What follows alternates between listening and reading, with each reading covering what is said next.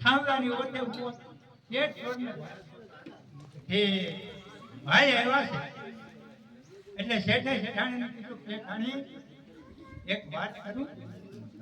કે હા હા તો કે આપણે ત્યાં જે પુત્ર જન્મે અને એનું નામ હું રાખ્યું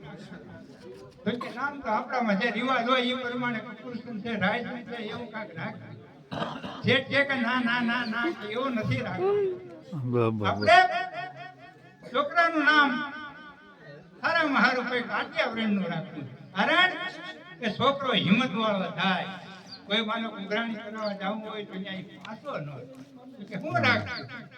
શેઠાણી કે હું રાખ્યું શેઠ છે કે હબીબભાઈ નામ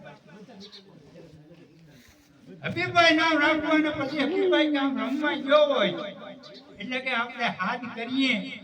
હબીબભાઈ હબીબભાઈ હબીબભાઈ હબીબભાઈ થોડી ના બાજુમાં એક પોલીસ વાળો રહી એનું નામ હબીબભાઈ સાંભળી ગઈ કે શેઠને કાંઈ જરૂર પડી છે હબીબભાઈ થોડીને આવ્યા તો શેઠે હબીબભાઈ હા બોલ કારણ કે જો નકર ન કરે તો આ કામ થાય એમ આ ધરતી છે પંચકલ્યાણી સ્રોતની ધરતી છે 5 સ્રોતનો આમાં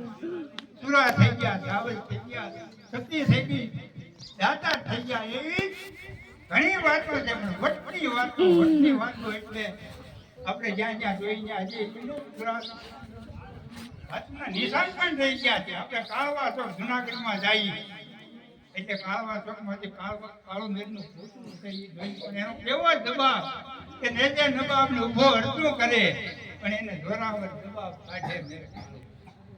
ઈ કાળ મેરના વંશમાં પાંડરજી મેર ઘુમરીના વજીર અને ઘુમરીમાં જે વાંધો પીડ્યો એટલે અહીંયા જુનાગઢ આવી એમાં જુનાગઢ રાણા કુંવરનો જન્મ થયો અને એનો મોહાળ ત્યાં ઘૂમરી એટલે વધામણી મોકલી અને ફેરાવણીમાં એને ઠાક ગામ ગાય એટલે અહીંયા જેઠવાની વિહામણ છે ઓહો ઢાક કહેવાય ઢાક તો આપણે જે વૈવાવે છે માથા દીધા છે ને એને ઢાક નગરી સોનાની નગરી છે એને કાંઈ કહેવાય પણ હવે આનો દબાવ વાળવો કેમ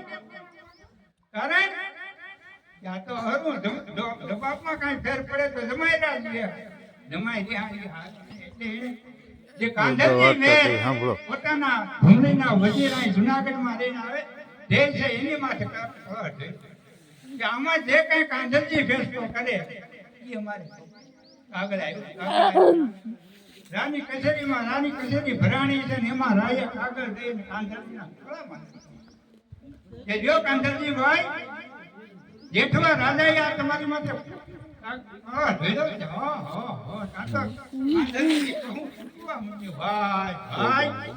આજ મને આ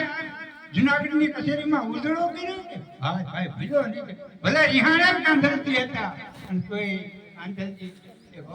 કે મારો